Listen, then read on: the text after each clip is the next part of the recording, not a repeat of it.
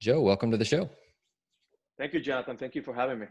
Absolutely, absolutely. I've been looking forward to this for about a week now that we decided to sit down, and so excited to get to learn from you today. And I know that our listeners are tuned in and they've got their notepads ready. But just to give them a little bit of a background on you, I know you grew up in Puerto Rico, but that's about to the extent as I know your baseball background besides your professional career. But can you tell us a little bit about that, and then how you decided to get into coaching? Yes, I was born and raised in Puerto Rico, and every Puerto Rican kid, grew up loving baseball, passionate about baseball, wanted to be a major league player.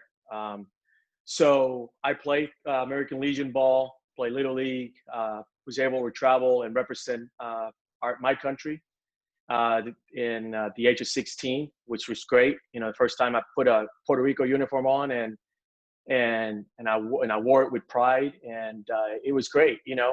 So in at the age of 18, received a scholarship to go to University of Mobile to play college baseball. I was not drafted out of high school, but did get a chance to play college ball, and really was a highlight of my life.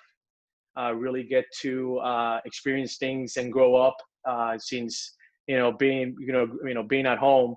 I realized that going to college was going to be a different experience. Obviously, mom and dad are not there anymore to do your laundry, to cook you breakfast or dinner.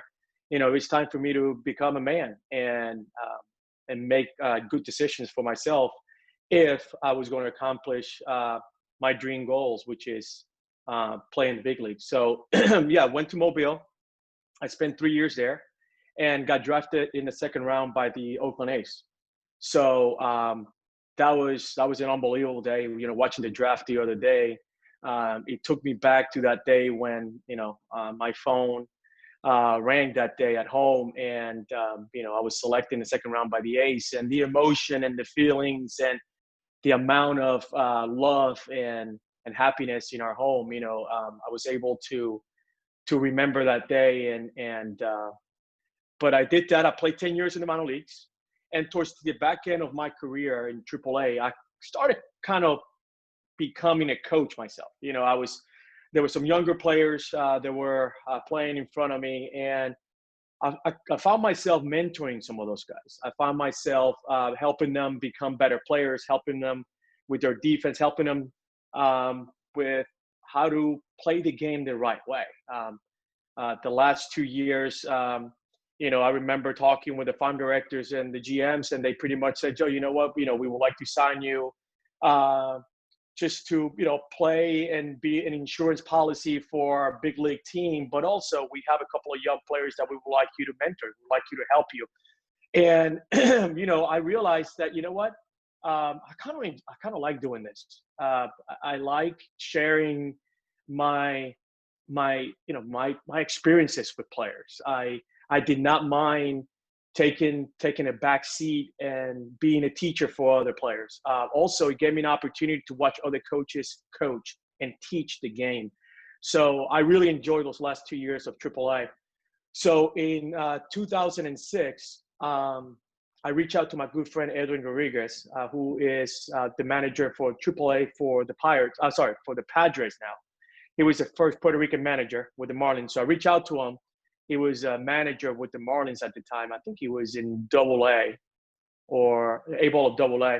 And I asked him if he could help me get a job with the Marlins as a coach. He said, Joe, no problem. We'd love to help you with that. And he did. He made a phone call, and a couple of weeks later, I got an offer to be a hitting coach at Greensboro or Carolina A-ball. And I did that for a couple of years in the minor leagues. And Jonathan, I tell you that till today, I'm very grateful for Edwin and for helping me out, and for all the people that have helped me throughout this journey, because without them, I couldn't be here, talking to you and in the position that I'm in today. I love that, and I love that you not only you played for a long time in the minor leagues. You said 10 years, and then you coached in the minor leagues for I think 15, and so you've gotten to see so many cool perspectives. Again, you played for that long, and then at the end of your career, you were a player coach, basically, which is really cool. Right. And obviously, the organization trusted you and your your ability to be humble and do that, because I'm sure that's not easy whenever you're like, hey, I want to write myself third in the lineup every single day and play every Right. day. And then I'm competing with these guys. Right. And I don't really want to, I mean, we all have a little bit of ego with that. And that's really cool that you were humble enough to do that. But just, I'd like to know, lessons learned just within your playing career and then within your minor league career. How did doing those things set you up to be successful and to set you up to be in the position that you are right now? Well, you already touched on one of them, and it was, putting my ego to the side and realize that, I think my time already passed. It was time to hand the baton to one of those younger players who were coming up, and we were in a better position to play at the major league level. Throughout my minor league career, I was a second round pick, and I took a lot of things for granted. Where I thought that just because being a second round pick, things were going to be a lot easier than what I thought they were going to be.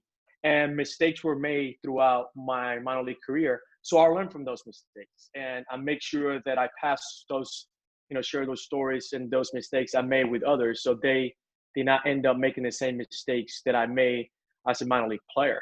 But putting ego to the side, putting players first, that's something that I saw that the best coaches that I had in the minor leagues were not afraid to state the extra hours helping the players.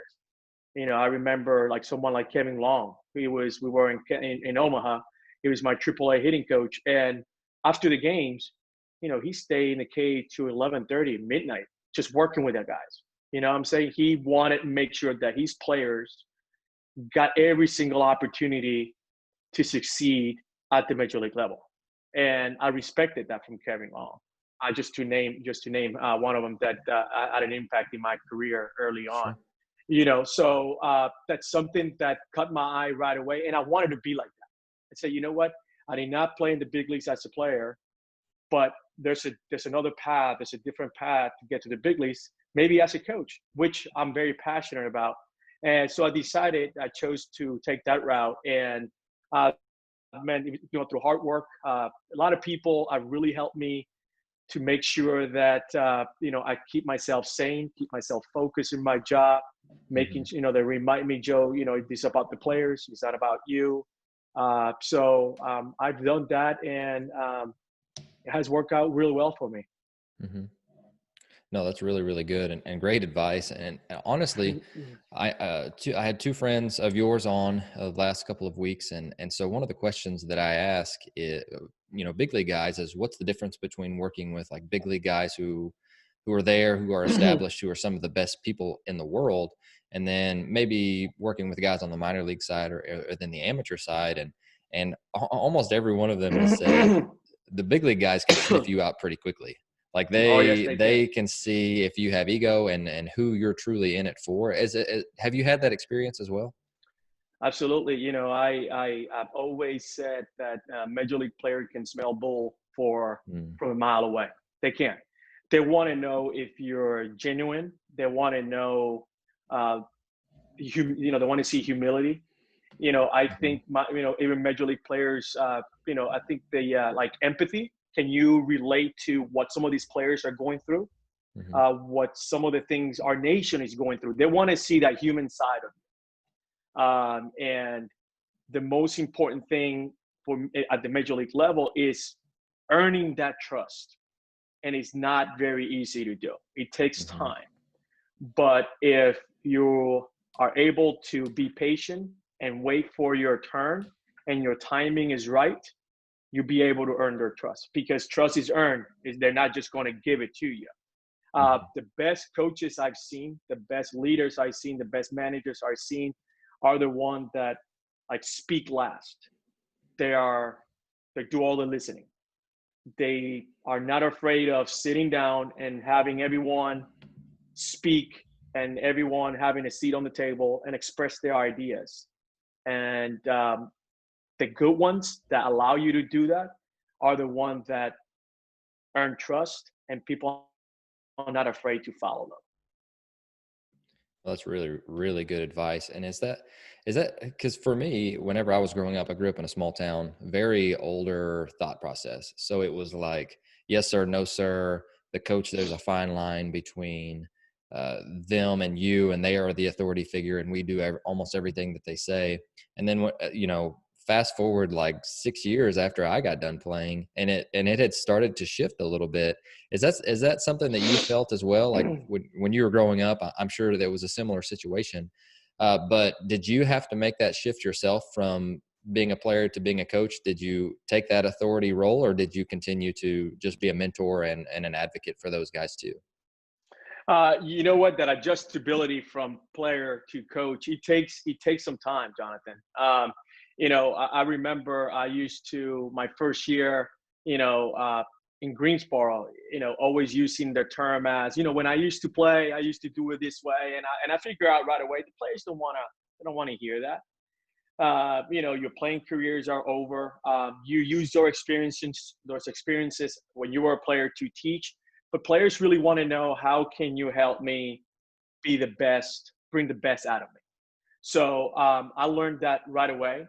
I felt like when if you put them first, and they see that approach, that this guy really cares about me, really cares about my career, really cares about the success for our team, I'm going to trust this guy. So it takes time to adjust. It took some time for me to adjust, and that's always the message that I bring to coaches is, as soon as they step off the field, they get on the coaching side of things, do more listening than talking. Let the players tell you how they want to be coached, how they want to be taught, and then you go from there. If they ask you a question about, when you used to play, tell me something the way you used to do it, then you share those stories. But don't break the ice by telling your personal stories, how you used to, hold the bat and stuff like that, and how you used to hit the ball and stuff like that. Because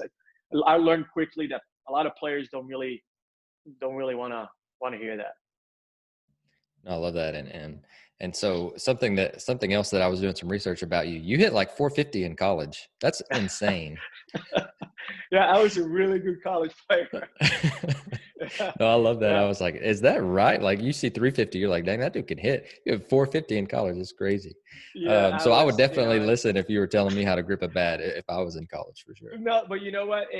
I was a really good college player. It's funny because when you sign and you go to your first year of Pro Bowl and you walk in that clubhouse and you think, well, I was an All-American, I hit in 450 in college. But you know what? When you walk in there and you look around, all those guys in there hit 360 in college. They were all American. We are all the same boat, and they're all competing for the same job. So it doesn't really matter. It's what happens from that day on. You put that that uniform on, and how you approach your career. You're able to make adjustments, and you're able to, make the right decisions to succeed at the major league level. Those are the things that matter once you put that professional uniform on. No, that's really, really neat. And, something that, again, I was doing some research about you. I asked a couple of friends, and I know Jason Bell, who you know fairly well, or very well, said that you were one of his best mentors in coaching. And I wanted to throw that out there because I think that when you hear compliments like that, it's like, wow, I made Yeah. that. I did that. Like you did that, which is really, really cool. And I know that that's something that you take pride in.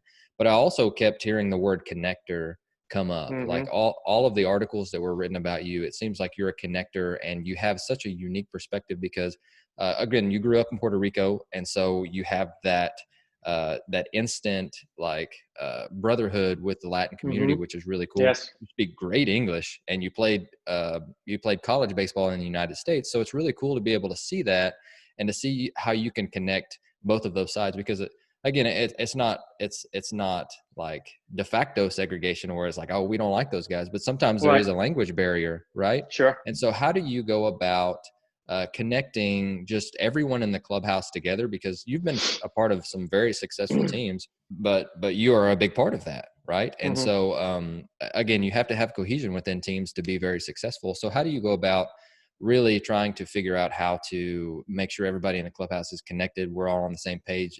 It's a brotherhood and togetherness. You know what? First starts with trust, and we already touched on that earlier. I think without trust, teamwork cannot be built. I think trust allows relationships to work. And also establishing a culture of trust, Mm-hmm. and a culture of freedom, a sense of freedom within the clubhouse where everyone could be themselves. I'm not talking about, not only the players, but also the coaches in the front office. When you walk into our clubhouse here in Houston, it's something that we're taking pride on, and is our culture. It's our players love to be around each other. They love each other. They hold each other accountable. So being part of something like that and building something like that is imperative for a team success. So you touch on, the different, culture barriers, which, inside our clubhouse, you got the Latino players, you got the American players, and just because Latino players speak Spanish doesn't mean that they all are the same. And that's not the case. There's different cultures. A Cuban player has different stories than a Venezuelan player. Yeah, they have Spanish in common, but the Venezuelan player right now is going. Their country is going through some turmoil when it comes to their government. So those are personal experiences, personal stories that they share with you, that it matters. Because if things are not good at home, they're not going to be good at the office. Cuban players, someone like Julian, Aletmi Diaz, and Alvarez, how they came from Cuba to the U.S., listening to their stories, understanding their stories, being able to relate with their stories. Some days they come in, they have something going on at home, which we really don't understand, but we got to take time to understand where they came from. So not only learning the language, but learning the culture. And I do the same with the American players. I take time getting to know them at a personal level. So when it's time for me to coach them, there's that human connection that we can that we could all see eye to eye and bring everything together for a common goal, which is win a World Series. Right. No, I love that. And I love that I've been doing a lot of research on like cohesion and team building. And, it's so much more complicated than we give it credit for sometimes. It's like, okay, everyone wants to win a World Series. Cool. But is that what drives them every single day? I mean, that's kind of a common goal, right? We all want to be able to do that and to say that we were world champions, which is awesome. But another thing that I'm trying to be more aware of, something that you mentioned, and that's just the culture and where every one of our players is growing up, and whether that's, Oklahoma, where I'm at, or Washington, D.C., or Venezuela, or Cuba, and just trying to understand, what's going on in their world, like just being aware, just so we can help them. And I think that that's going to have so much of an impact. And like you mentioned, that's going to help them to trust us. That's going to help us to help them. That's going to help us coach them to be better human beings, and in the end, better baseball players. And I love that you mentioned that. That's a really, really cool topic, and something that we could spend a lot of time talking about, I'm sure. Right. Jonathan, one thing that I found out is that sometimes, having a conversation with the player about, what's going on at home, or what's going on, in their country, or just having a cool 20-minute, 30-minute conversation in the lunchroom or on the plane. Players have stuff on, carrying in their shoulder, and they're just looking for someone to open up and speak. And you will see them the next day bouncing around because they unloaded that weight off their shoulder. And it had nothing to do with baseball, but it does. It has a lot to do with baseball, because they're here trying to make a living for their family, and they can't perform to the best of their ability because their countries, it's in war right now. There isn't food at the grocery store. Their parents can't get a hold of, toilet paper, for example. You know what I'm saying? This is real life. And thus, we can't forget that these guys are human, and they have feelings. And that's where I mentioned earlier, empathy, and to be able to connect and, what's going on? Do you need a day off to make sure that everything, you have to take those measures if you're going to, make sure that you put every player in a position to succeed. No, I love that. And again, it's a topic that I don't, I think culture is talked about a lot, but the nuts and bolts and how to do that and build it and the environment that we set up, I think we talk about culture a lot, but is it surface level? Like, hey, we've got this culture, but are you actually doing that every day? Yeah. And getting to hear how in depth that you're going with just even getting to know one player. I think that's how Mm-hmm. you set up the culture and the environment that then leads to organic trust, and we can Mm-hmm. empathize with them, we can get to know them, we can understand what motivates them, what makes them tick. And another thing that you've gotten your last two organizations have been two of the best organizations in the world, and the Yankees and now the Astros. And so I always like to ask the question, why? Like, why? I mean, the Yankees are the Yankees, but Yeah. why? Like, trying to understand that. And then the Astros, just coming off a World Series, have been extremely good the last couple of years. And so what are some kind of maybe similar themes that they have, but also what sets them apart from everybody else? And then what continues and with each organization that may be unique to each other, but also helps them to be successful? Well, hindsight, you see the talent on the field. Let's just not hide that from, they really good players, but I always said the talent is not enough. You need more than talent to win World Series and put your team in a position to get to the World Series.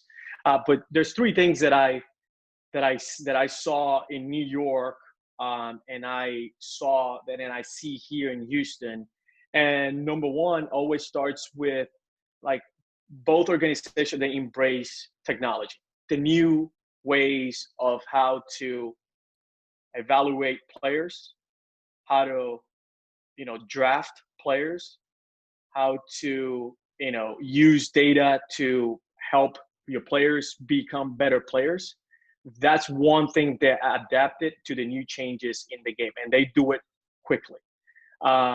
The second thing I've seen is talent acquisition, but I'm talking about not only on the field, but I'm talking about throughout the whole entire organization. Uh, in the front office, R&D department, minor league coaches, they hire some not only smart people, but people that can connect and understand both sides, both technology and also understand the human side, how you're working, with players. But also, these people understand our culture. We bring them in and understand that we are all here for the common goal, which is trying to improve our players, trying to do whatever it takes to adjust, especially during adversity. And how are we going to make sure that we all stay together, and provide the best information for our players, for our coaches, so when we take the field, we all are ready to go. So those are things that I've seen, that both organizations have done really well. And another quick note, Jonathan. One thing I also wanted to mention about both of these organizations is how throughout the system, they provide coaches with the technology that they need to help their players and help their coaches become better. So, the technologies that we use on the major league level, they have it throughout their system. Players are able to look at video, look at data the same way we look at it in Houston. Coaches are have able to collect information to create their own shift defensive sheets. You know what I'm saying? So when they get to the major league level, they know exactly how we do it, and we are all in the same page. So those are three things that I've seen in both New York and Houston, that they both do really, really well. It was an absolutely fantastic answer. You nailed that. And from the outside looking in, you can kind of start to see those things happen whenever you hear that. And I think that's really, really neat. And you were actually the special assistant to the GM in New York. And so what was that role look like? And I mean, you went from player to coach, and then that's kind of a front office role from my Right. understanding. And so that's made you a better coach and a more well-rounded individual, because you can see different sides of it. But kind of take us through what that was, what you did, and then how that's made you a better coach today. You know what? Best decision I've made in my career was 2014. Um, it was a hybrid role. I did a lot of stuff, and I had a blast in 2014. It was like going to college, Jonathan, for me. I wasn't exposed to a lot of things in Miami. When I got there, there was so much going on that I'm like, you know what? I'm going to take time, a step back, and I'm going to tackle one thing at a time because I was handed some really cool assignments. So I wanted to make sure that I understood the assignment and do it to the best of my ability. So I asked a ton of questions. I called people around the industry that I've been doing those kind of jobs to make sure that I was in a good position to do my job well. So I remember I did an evaluation of our minor leagues. So I sat in the stands and I was actually watching the game in a different perspective, different set of eyes. Now I'm sitting in the stands and watching the whole entire game and evaluating players, evaluating our coaches. I also tackled some international signees. I was able to be part of the Moncada scouting. Moncada with the White Sox. I really liked them at the time. So, was able to travel to the Dominican Republic and watch some of those tryouts with Cuban players. So that was really cool. I was never exposed to that, and I had a blast doing that stuff. But I was blessed to have an opportunity to work with Brian Cashman and Billy Epler.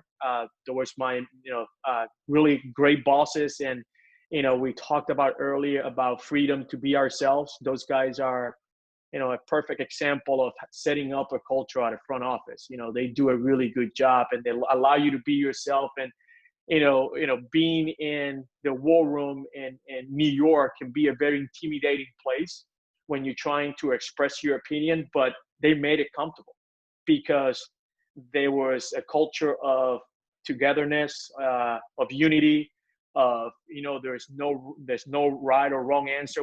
There's only your opinion. Please, raise your opinion, and then they make the decision. So it was great. It was a great year for me.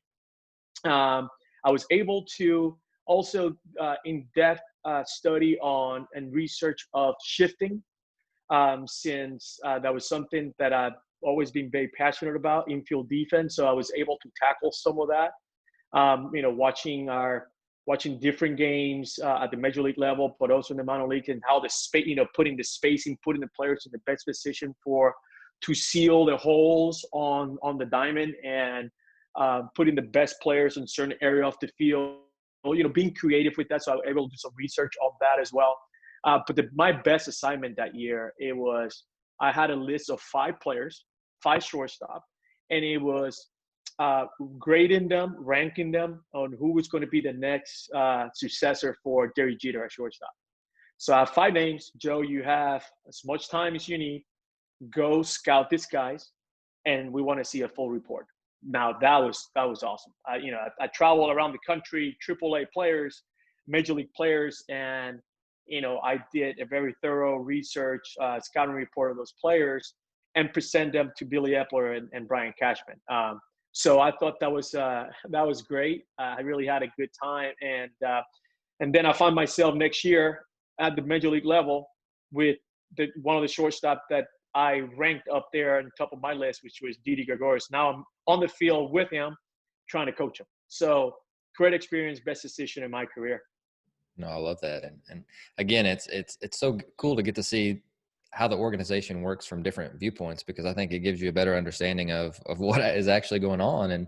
And I think that sometimes we get so caught up on the coaching side that we may gripe about, different sides, whether that's the front office or whatever, but we're so jaded in our view of what we see on the field every day. And to give you an example about that, Jonathan, when you're on the field as a coach, and let's just say you're getting through that July trade deadline, and you're like, man, we can really use a left-hander bat, or we could use an arm, or we can use this.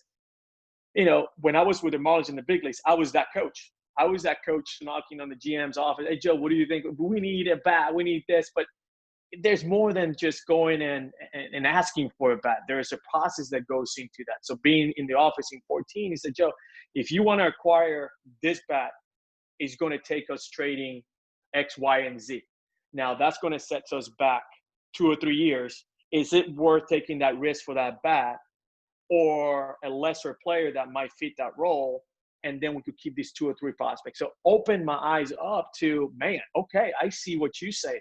I understand what you're talking about. So it's is that coaching mentality of winning, winning, winning. They want to win too in the front office, but they take a different route to accomplish it, and stepping away from the field for that 1 year was able to understand why they do it that way. And now when I'm on the field and that July trade deadline comes around, or why we shift the way we shift, I get it. I understand. Well, let's talk about shifting a little bit, because it's something that has really caught the world on fire the last couple of years. But in 2014 and 15, it probably wasn't like that. There weren't, I don't know, I don't have the stat sheet on me, but I'm assuming that teams just now in the last year or two have started to really shift a lot.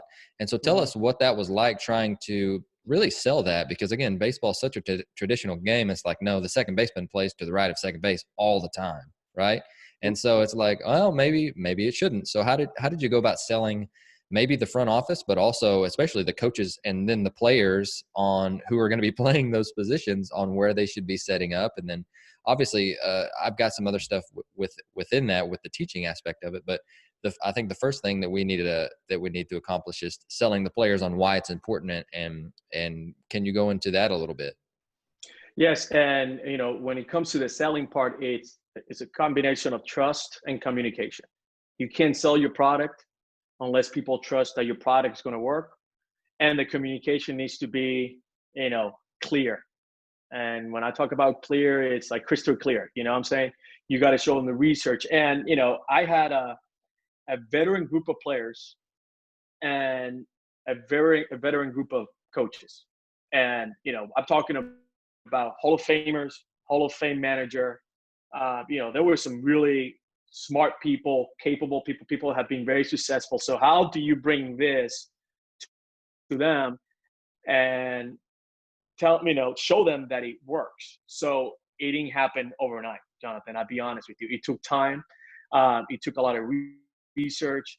But for me, the best way to sell it was, and the best way for them to recognize that it was working is by they saw the results. We were actually preventing preventing lesser balls getting to the outfield grass. Now balls were hit and people were standing in front of them.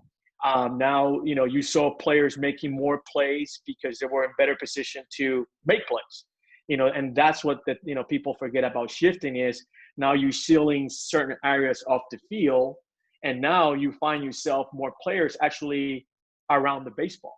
You know what I'm saying? And that's what shifting is all about. You seal certain part of the field and you put more defenders there because that's what the data shows. That's the way we're going to pitch to this guy, and that's the way this hitter reacts to that certain type of pitches, and that's his tendencies. And they don't really hit away from those tendencies.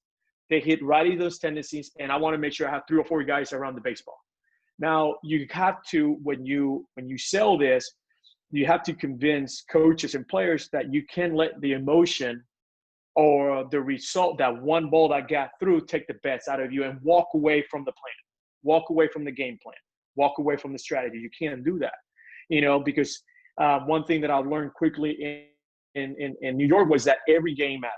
It's like that in every major league game. I understand that, but especially in New York, when you play in that arena, every game matters. And that ground ball that gets through that hole, that lefty bit that shift in May, and you play them again in June, they never forget about that ground ball. Right. But you show them that ground ball is the only one they hit in that hole. There's 32 other ground balls over here, but they can't forget about that one ground ball that beat you in May. You know what I'm saying? So getting past that emotional part of the game, you have to, if you're going to implement some of this shifting. And at the end of the day, when you show the players the data, you'll see that you gain more outs. We are a better player because we are around the ball more. Oh, that's really, really good. And one thing that you mentioned, like they remember that one ground ball, I can just imagine a pitcher just turning around and going, Really? Like, You know, what's going on here? You're yeah. not. So And I'm it sure that happened some too. early, but then, then you sit down with them and you show them the data, for example, this is who you are. This is where guys hit the ball against you. But you have to take time and you have to show them. But you can't show them, you can't sell it to them if they can't trust you. If they see that you put in the work and the research and you're in front of that computer and you're putting your time, they like, you know what, this guy wants to help us. It's not like there's a sheet of piece of paper that coming from the office, front office. Here you go. This is how we know. It's a group effort. Everyone is involved. Pitching coach, manager, our R&D department. Everyone has a say on the process. I really like that. And, another thing that goes in with shifts too, it's having some versatile infielders. And you do, like with the Astros, you guys do. I know Bregman would be one of the best shortstops in the league if you played there, but you've also got Carlos Correa. And so let's talk about versatility too, because now, especially when you got started, everyone was playing a traditional position. So they made essentially the same throw, and then you have the same cuts and relays, and then you're in the same place for, if a bunt happens, and stolen bases. And then you go to these shifts where they're looking around the field and they're going, okay, this is really weird. I probably haven't made a throw from shortstop, if it's a second baseman, since like college or little league or whatever. So how did you go about teaching that, and how do you continue to teach that? And just kind of walk us through that a little bit, if you don't mind. Well, during spring training and even during the season, I make sure that all those players take ground balls in those different positions. So, when Altuve's on the shortstop side, in a couple of weeks when we start the season, it's not the first time he's been there. We take ground balls in that spot during spring training. We do drills where he's taking ground balls in that spot. I use PowerPoint presentations to show shift coverage, on a cut and relay, where are we going to go? So we not only practice on the field, but we also have PowerPoint presentations where I show them exactly where to go, and I share that. We put them on their iPad. So in case we're going to play a high shifting team number, like the Rangers, who we shift a ton, let's review how we're going to defend, for example, like a Gallo, and where we're going to be if there's a man on first base and hits a ball on the gap. All that stuff, we work on that. We put our players in that position before the season starts, so they are aware of how they're going to, handle the baseball. The ball is hit to them on that side of the field. I show Carlos, he turns double plays from the second base side. So it's a ground ball is hit to Bregman on the left side. Now he knows how to his footwork around the bag. We expose him to all that kind of stuff. So when the game starts, they're all ready to go, and they don't know their responsibilities. Oh, no doubt. I love that. And so with that, I mean, obviously that is taking the world by storm. And I think, man, it's people are shifting like crazy now, and for good reason. And so that's really cool that you were able to see kind of that transition period, and now see where that has taken. But let's talk about what a bench coach does. So this is your current role, and I know you're an infield guy at heart. You started as a hitting coach, and so you've got all of those different backgrounds to it. But I don't know if I've had like a big league bench coach on the show, and so I'm curious, and I know our listeners are curious, exactly what a bench coach does. What do they do during games? What do they do to prepare for the games? And then just kind of take us through some different details of what that role entails. Okay, so I could walk you through one of my days. Let's just say what game is a 7:05 game. I usually get to the ballpark around 11 a.m. and I have a checklist of things that I do the night before to make sure that I go over those things. Sometimes that list changes daily. Sometimes I have less things to do the next day. Sometimes I have more things to do the next day. Sometimes I have some early work that I need to make sure that I work with some of my guys. Either there's injuries, I want to make sure that I go through the training room and make sure I check on some of the players. I make notes on having a conversation to go over a particular play with one of my players. So I have a list of things that when I get there, I start checking as I go prior to that first pitch at 7:05. So my first responsibility, the first things I do when I walk in the clubhouse is, manager hands me the lineup and I'll type that in. I hand him, his lineup cards. He's his package that he needs for today's game. Then I put the schedule together for the players. Put the hitting groups, the time you're going to stretch. If there's any early work, everything will be posted on the board. After I take care of that stuff, now I start diving into my work, which I'm also the infield coach. So now I start studying how we're going to defend that team that day against our starter. So I do some research on that. That takes me a little bit over an hour.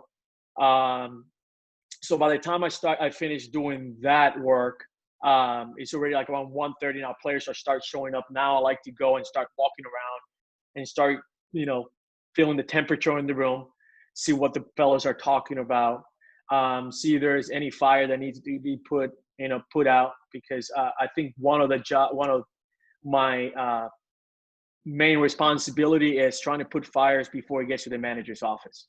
So I make sure that we all on the same page, that we're all talking, about tonight's game, that everybody is ready to go. So I go to the cage and I touch base with the hitting coaches. If there's someone there, we watch film together and just kind of bring everyone into tonight's game. Then after that, I start, getting ready for my early work. We begin like on 4 if we're playing at home. And I go tackle that with our coaches. And then after that, just start visualizing the game. I like, an hour and a half prior to the game, I like to, watch a little bit of film, and start, kind of watching the game at, how we're going to use the bullpen. What's the manager's going to need during that game, worst case scenarios, best case scenarios. So I start kind of playing my own game in my mind around an hour and a half before the game. So when the game starts, it becomes more of a reaction instead of, more instinctual, instead of, not being prepared. You know what I'm saying? So I like to do some visualization an hour and a half before the game starts. Oh, I love that. And I think, something that I didn't, I'm a routine oriented person, but something that I didn't really think about because we didn't really get to have a season this year was just the importance of having that routine and being able to like, okay, by this time I need to do X, by this time I need to do Y. And does that change as the season goes on, or is it something that you have some leeway within there? Do you make sure you have time for yourself? This was something that our infield coordinator has been taking all of the fourth coaches in our organization kind of under his wing and just saying, hey, these are some things that you would have had to learn during the season, but we haven't gotten to yet. Right. And so he's like, okay, routine is one of them. And so he kind of took us through his routine. And so that's been a question that I've asked everyone that I've had that's in pro ball, because I think it's so important. Would you echo that? And just kind of, is that something that you found out as well?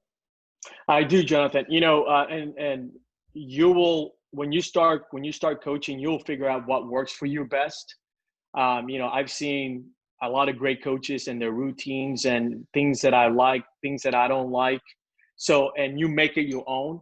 I think the best advice that I could give to coaches when they start coaching, when it comes to their routine, is make sure you take care of your work first. So when the players start showing up to the ballpark, all your attention goes to them. The worst case, the worst thing that can happen is that when guys start showing up to the cage, you still haven't written your report, or you still haven't watched video, and you're not ready for a player, or you're showing up to the cage late because you're still tackling something that you should have done a while ago or the night before. I want to make sure that when players get to the ballpark, out of my office and I'm just roving around and having a conversation, a discussion. How are we going to beat so-and-so today? What can I help you today, to become, a good player? What is it that you need today? So make sure that you tackle all those things first, and then you're ready to go by the time the players get to the ballpark.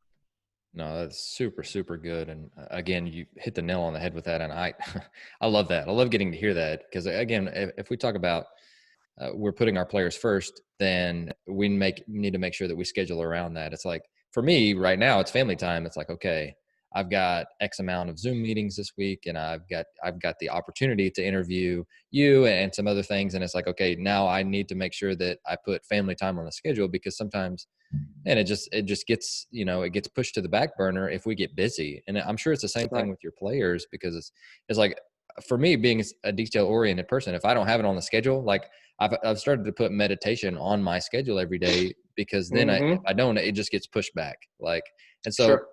as a coach, visualization, meditation, I don't know if those two are a similar thing for you, but it's something that I'm really trying to do a better job of because I read so many books, and I know Tools of Titans by Tim Ferriss is like this huge, thick, basically a Bible of a book. And I think he said, and he interviews some of the greatest people in their industries in the world. And he said like 70% of them meditate. And I'm like, okay, well, that would, success leaves clues. So maybe I need to start meditating and just making sure I'm in the present moment and things like that. Is that something that you're very conscious of that you make sure that you need to do every single day just to not feel overwhelmed? And I Abs- we're talking to a lot of coaches here. And so this is kind of like, it's like, oh, we're too tough to talk about that stuff too, but we also have to take care of ourselves. And that's why I bring it up. So I'd love to hear you on that. Yeah, no doubt. It's a really good question. I'm glad you brought that up. I grew up in a Christian home, and something that I make sure that I do every single day, different times during the day, is take time to pray, and take time to, ask for help, ask for guidance from God. At least I do a lot because it could get very overwhelming.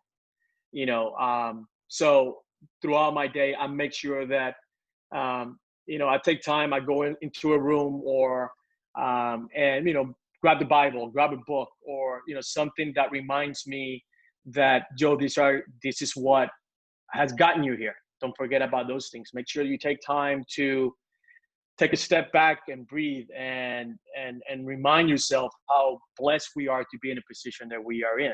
I think that keeps us sane. It keeps us engaged in the process, and it keeps us hungry too.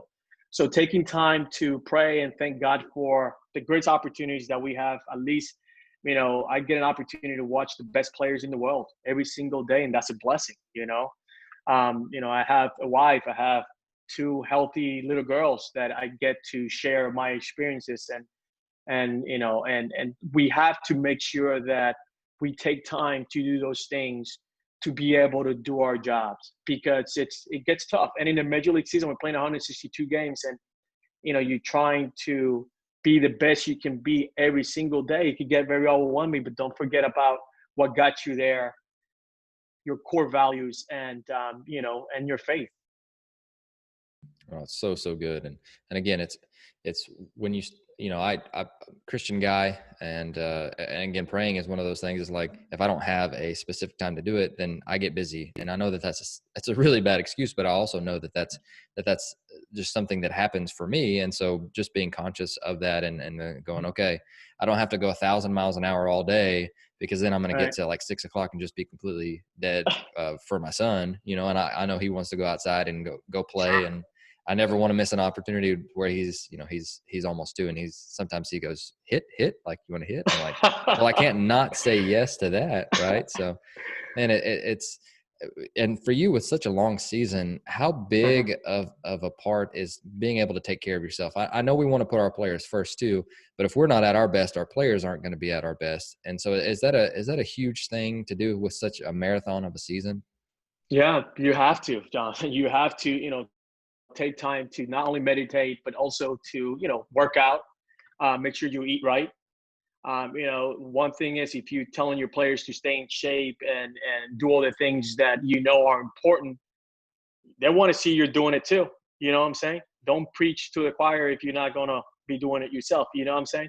So, take time to, work on your body and healthy mind, healthy body, and take time, from your, like, with your family. Those are the things that actually hold you up in a long season.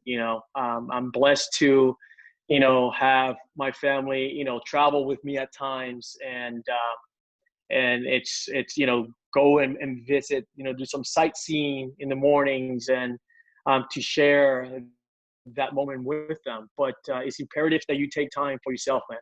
If not, the season could get a toll on yourself. And the last thing you want to show your players is that the season is beating you up. You don't want to do that. They see you as a symbol of strength. You are their rock, man. You're,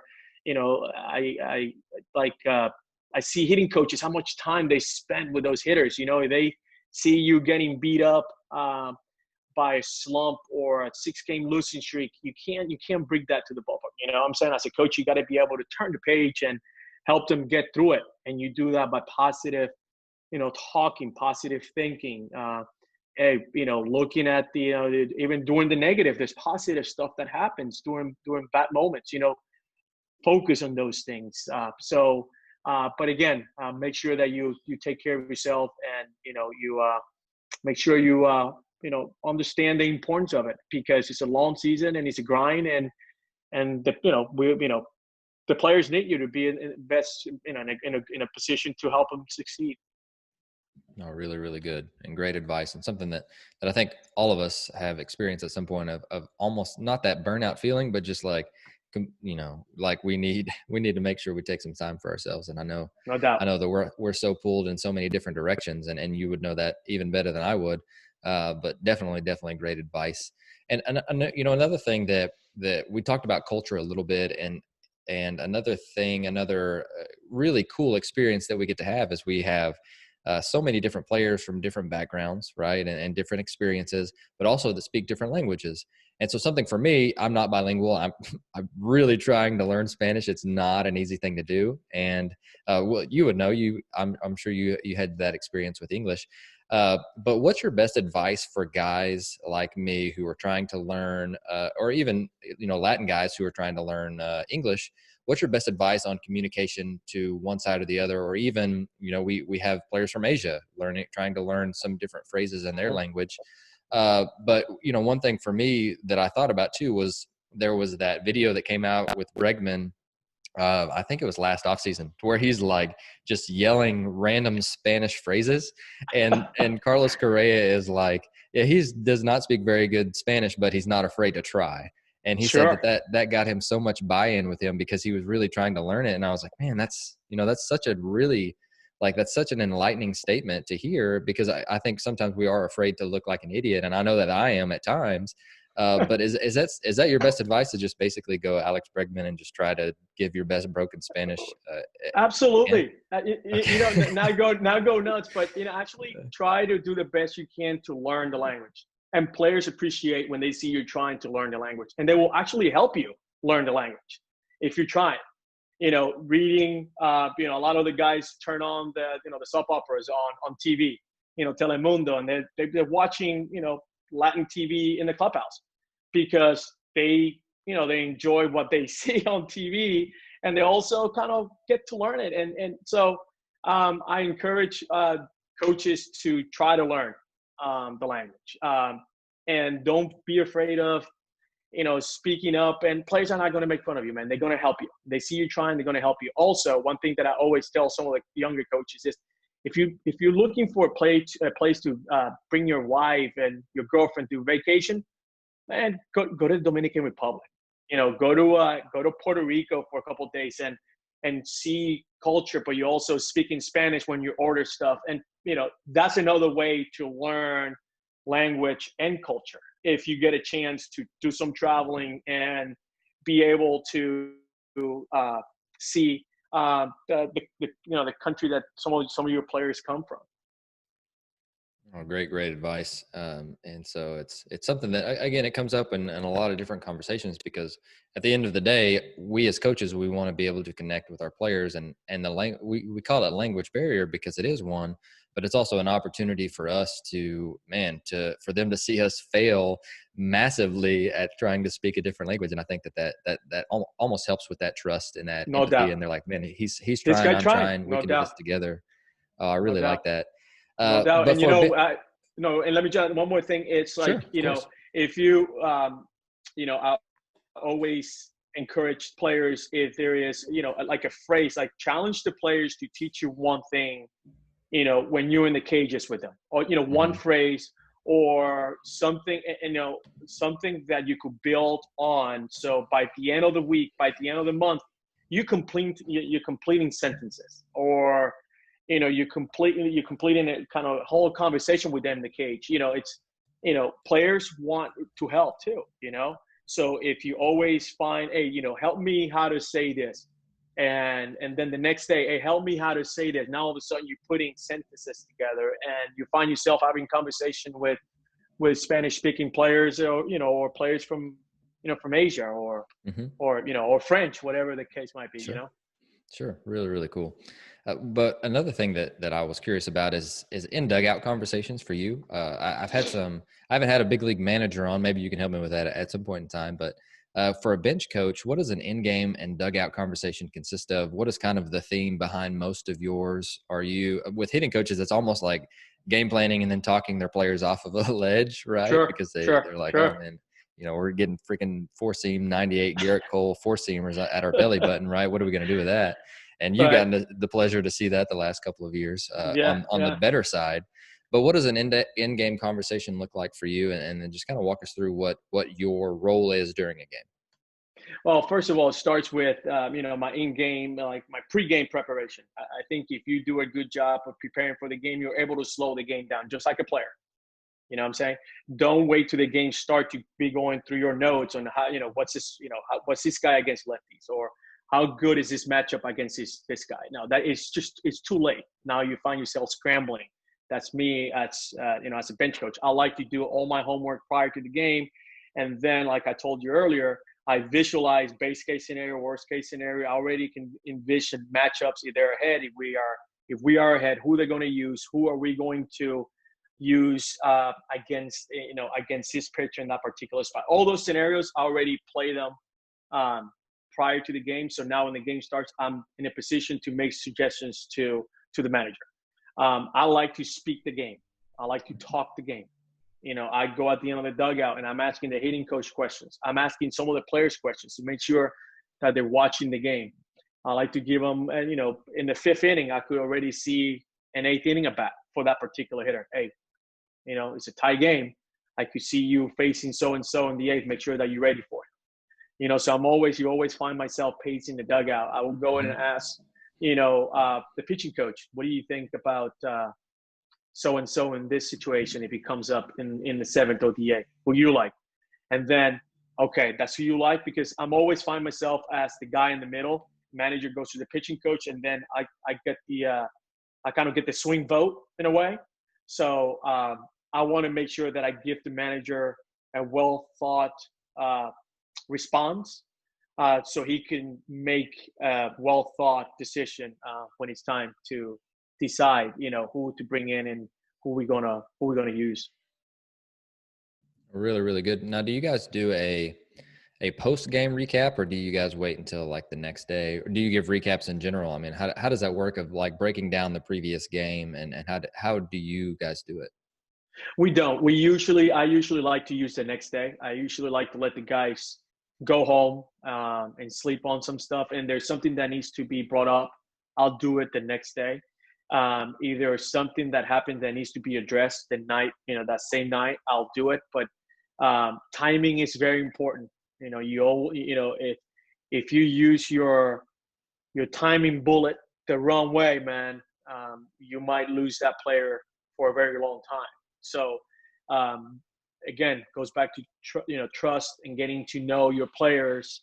So when it's time to coach them, you know when to coach them. You know what I'm saying? So depending on the player, could do it that night off the game, or I might let him sleep on it and then bring it up the next day during BP or in the lunchroom or somewhere where I think it's the right time to do it. It might take me and 2 days to bring something up, but make Hmm. sure that the timing it's right. If not, it might you might uh, create some friction where it becomes a little bit challenging for that player to Sure. open up and share some of his thoughts. Oh, that's a great point. And then another thing that you're really, it seems like you're very passionate about, and that's mentoring coaches. And even whenever you were a player, you were mentoring players, and now you're a coach, so you're helping mentor coaches. So what are some different ways that you do that? And then we've got a lot of coaches from a lot of different ages that are listening to this, but we can all get better. And so especially with the younger crew, what is your best advice for that younger generation that's that's going kind of through what you did, which is their playing careers ending and they're deciding to get into coaching, or they're within their first couple of years of coaching? You know what, Jonathan? The reason why I enjoy mentoring and helping other coaches is because I was helped once in my career, and I've still been helped. I had incredible group of people, mentors in my career that took time to teach me the importance of like integrity and respect and commitment and accountability. They at my early in my career, people took time to taught me those things, and it made an impact in my career. So I want to make sure that I share those same teachings to the next generation of major league coaches. That's very important for me. And number two, and this is an advice that I give to any coach that is listening, especially when you make your transition from playing to coaching, or even a coach in a 16U or a 15U. It's we all have ambitions, and we all have dreams, but you cannot let those get in your way of you doing your job. I think as a coach, Jonathan, I'm sure that you want to coach in the big leagues. The way you get to the big leagues is by doing your job. If there's people watching, and if people see you doing your job and putting players first, you will coach in the big leagues. They want to see, is he willing to put his ambitions and his career, to the side? And I'm not saying taking it back, because yes, you want to accomplish your dreams. I'm not saying that. I'm saying that make sure when you're doing your job, which is the job you're doing right now, you put players first. Put the effort and put all your focus in their well-being and in their career and in their development. And people will see that, and they're like, man, I want this guy around my players. I think these guys can have an impact in my clubhouse. I think this guy can have an impact in my organization, because there's a lot of people watching. Just like we tell players, there's 29 other teams looking. Well, same thing happens for coaches. There's 29 other teams looking for great coaches. And if you do your job to the best of your ability, and you integrity, and you humble, and people want people like that in their organization. So just be yourself, and people are watching, man. Do your job, be passionate about it, and you will find yourself accomplishing your dreams. I love that. When you say do your job, it just reminds me of Belichick. Yeah. That's one of the Patriots things, is like, do your job. And it's so simple, but I mean, that's simple wins, right? I mean, it's like, you take care of enough todays, then your tomorrows will take care of themselves. And I love that. In That's such 2000, good yeah, advice. in 2014, when I got to New York, I was a special guest as an instructor. So, I was going to spend a year in the front office, but I was brought in spring training to be a special instructor. So I remember Brian Cashman's meeting that year. The title of it was just do your job.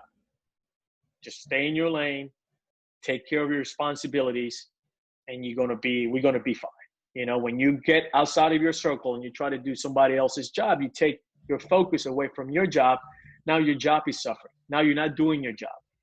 You know what I'm saying? So do your job, stay focused, help the players become the best they can be, and we're all gonna succeed. No doubt, for sure. So I've got some lightning style questions before you go, and these will just be quick hitters. So I'm just going to ask the question and get out of the way. But as someone who's continuing to get better, and you say that you're continuing to get mentored, continuing to learn, what's something that you've learned lately that you're really excited about? Let's see. So you know what? Now with this quarantine and us not being able to be on the field, something that I'm excited, I've been reading about and learning about, is some sports science stuff. You know what I'm saying? I'm trying to dive into that stuff because when we get back on the field, we're not going to have the 5 weeks, 6 weeks to build these players up. So I'm trying to be how to be efficient, how to put the players in a position where we can build them up with, doing workouts where we're not trying to do too much, but we're doing enough to build them up. How to train, how to do our physical work, but also providing enough time for them to rest and recover. So those are stuff that I'm always being interested about, how to be faster, especially on the defensive side, how to, stuff like that. I'm always intrigued about it, because there isn't much data when it comes to efficiency, like when you on the defensive side. So I'm always studying how the body works when you're on defense, your feet, pre-pitch pop, or how to do different things. And this time, this quarantine has given me an opportunity to read and do some research and stuff that we can do. And when we get back on the field, we might have 3 weeks to prepare these players. So we could put some of these things in play to try to build our guys and get them ready for a season. That was a great answer. What is something that you do in training that your players love? So that could be like you show up tomorrow and you're like, hey guys, we're going to do this today. And even though they're big leaguers, they act like little kids. They get so excited. What would that be? Okay. I don't want to say they love, but I know my players like when we do like game speed drills, and I'm big on that. Like when I put a spring training together, I do small blocks of, instead of having 15 minutes, 20 minutes of individual, I like to do it in 10. Efficiency, get on the field, do your work, do it right, and we get off the field. I'm big on that because I always believe that players, if we 15, 20 minutes, those last 5 to 7 minutes, you start dragging and the drill starts breaking down just because we've been doing it for too long. So I like to bring in minor league players to run the bases when we do our team fundamentals or when we work on our defense. I like to put pressure on our defense. How I do that, I bring guys just to run the bases. And they like that. I ask the players, hey, no turf today for defense. We're going to put our spikes and we're going to get after it for 10 minutes. And they really respond well to that. And we really get good results doing that. Oh, I love that. So you again, you were a minor league player for 10 years. You coached in the minor leagues for 15 years. You've been in the big league. So you've seen all these different levels. What maybe is your biggest pet peeve, or what is something that if you see other coaches doing, you're like, come on, guy. Like it may be something that you did in the past. I know I look back and I go, man, that was something that I don't want to do again. But what's some different advice on that? Pet peeves, if you are handling the function, if you're running a drill and, for example, like a PFP, as someone mishandled the baseball, do it again. Sometimes we hesitate to ask a Hall of Fame caliber player or a veteran player, hey, let's do it again. No, I think if they make a mistake, you should stop the drill. Hey, let's do it again. My pet peeves, and when we ignore the fact that somebody booted a ball and the play was not executed well because we were afraid to say something to a veteran player, so there's no purpose. Might as well just don't practice, right? So don't be afraid of, hey, let's do this again, guys. Okay, let's do it clean. Let's handle the baseball. Another pet peeve of mine is, as an infield coach, when I watch my infielders warm up in between innings, I don't like when they throw from the grass. It's a big pet peeve of mine. I like them to go out in the outfield grass and make a long throw. Because what happens is in between innings, you throw from the grass and you lob in the ball. You don't get a ground ball for 3 or 4 innings. Now in the 5th, you get a ground ball in the hole and you want to let it eat. Your arm don't react the same. You know what I'm saying? Because you've just been lobbing the ball. You've been playing catch from the infield grass and you really haven't stretched out your arm. So third baseman, get in that foul line and give me one strong one. Carlos, go in the hole and give me a strong one. Altuve, go behind second base and give me a long one. Yuli at first base, make sure that you play catch with Breckman and make a long 1 or 2 long throws. And they all do that because they know that's one of my pet peeves. But when I see it, just make sure you make some long throws when you warm up your arms. Make sure that you build it up. That's Mhm. another pet peeve of mine. Sure. I know. I love hearing that. And we all have them, but it's like, okay, cool. Those all make sense as to why you would want to do those. So it's not just completely out of left field. It's great advice. What is something that you failed at lately? And you mentioned you're digging into some sports. What was it again? Science, sports Sports science. science stuff. Sorry, I got psychology Uh-huh. stuck in my head. I don't know why I'm thinking of that. But some sports science stuff, which if I tried to dive into that would be something that I would fail at lately. But what's something that you have failed at lately that you don't mind sharing with us? Well, I don't know if I consider myself like a sports science guy. I'm just trying to learn it. Sure, But absolutely. it takes time to, ask trainers a ton of questions. It's just doing research. You Hmm. just kind of want to know, how to make sure our players are ready to go every single day, avoiding injuries, all that kind of stuff. So something I've failed lately, I comes to my mind, not winning the World Series.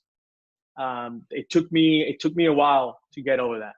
A couple of months ago, not winning the World Series. During that time, I was also interviewing for so many managerial jobs, and I don't call those failure. They were it's just the time is not there. We're not there yet. I like to say that as but you know, going through not winning the World Series, not getting one of those jobs, it was a tough moment in my career, But getting over that World Series was very challenging. I thought we were in a really good position to do it. We had a great team, and you worked so hard getting to that spot and not being able to win one game at home. It really took time for me to get over that. For sure, I can only imagine. And so, with the resources that you've been digging into, do you mind sharing a couple of those? It could either be the ones you're digging into lately, or just different either books. People would be kind of tough to reach out to, but like courses or just anything that you have that has helped shape your coaching career that you would want to like. If you could buy any book for somebody, what would that book be, or just anything like that that you don't mind sharing? You know what? I actually have read three books actually two books. I finished two books and I'm halfway through one during quarantine.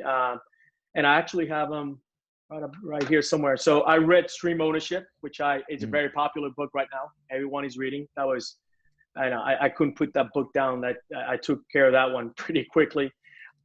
And also found this book, Measure What Matters by John Doerr. Which it was really good. How to take care of things within in your company, and how to be efficient, and how to measure things that really matters and are important Mm-hmm. and in your workplace, and in this case in your clubhouse.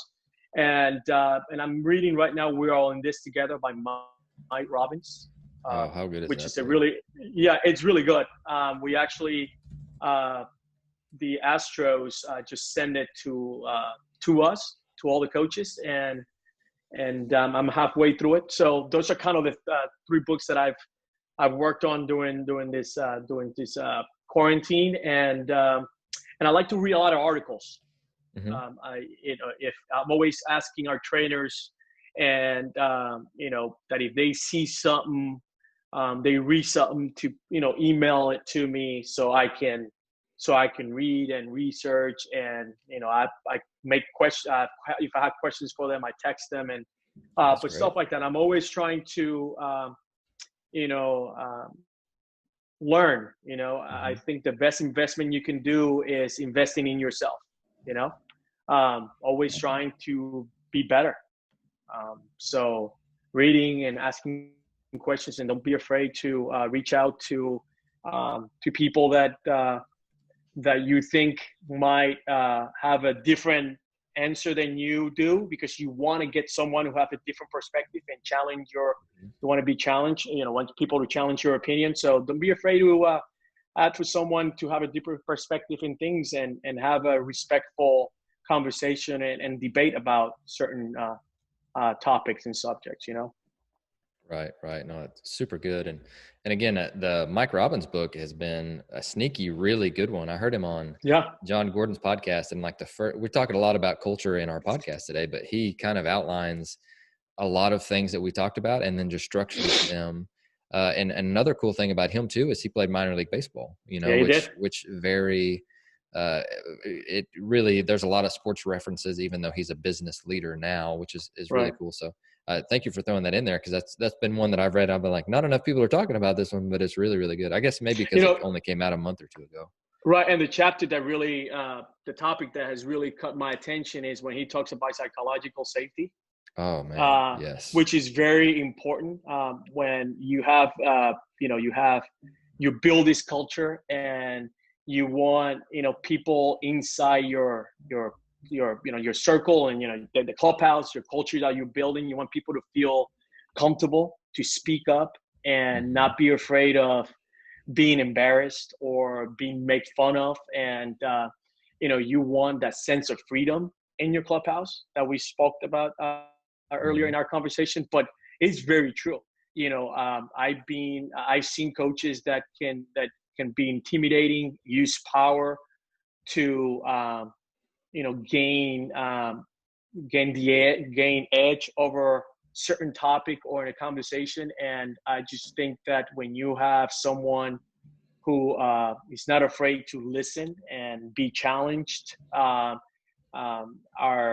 is the way to go. It's how you actually find answers to the problems.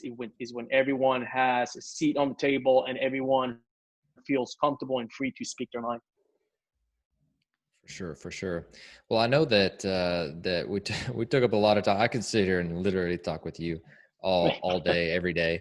And so, one thing that I know that you mentioned to me yesterday is you're starting to do, was it Zoom calls, the Better Yeah. Tomorrow stuff. So I've got a Yes. PDF, and I will make sure that I send that out and link it in the show notes. But can you tell our listeners a little bit about that, if they want to get in touch, if they want to talk with you, if they want to Zoom with you, and just kind of walk us through that if you don't mind?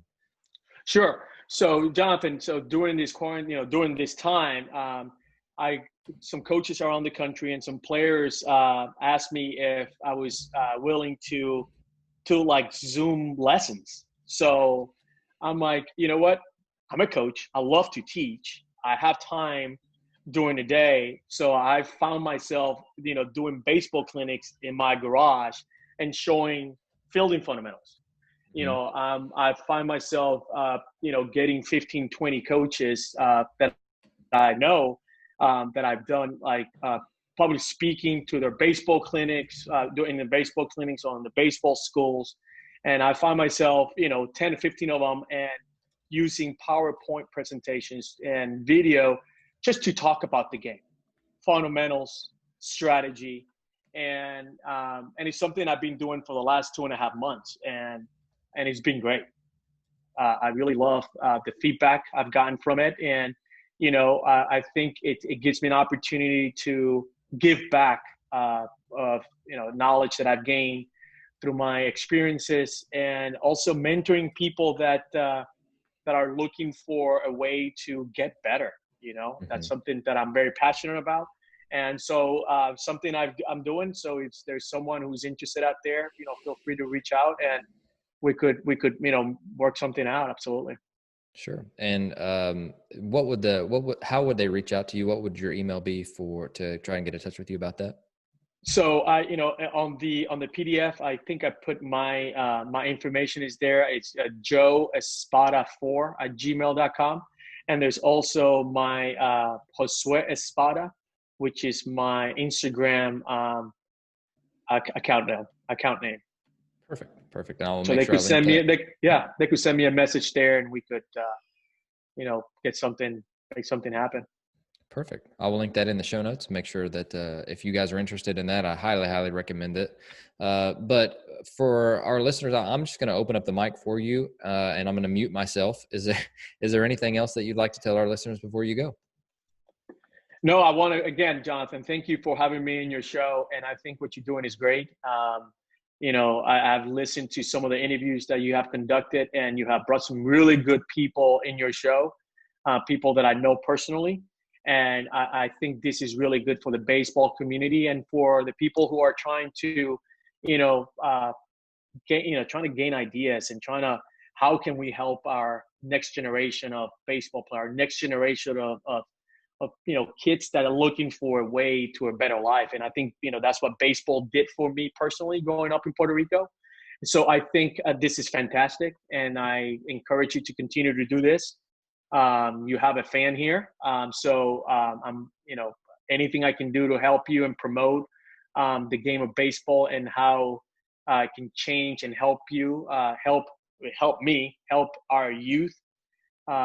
So I'm more than happy to share my opinion and my ideas and help the next wave of coaches that are coming up and have the same dream that you and I had and are living our dreams right now.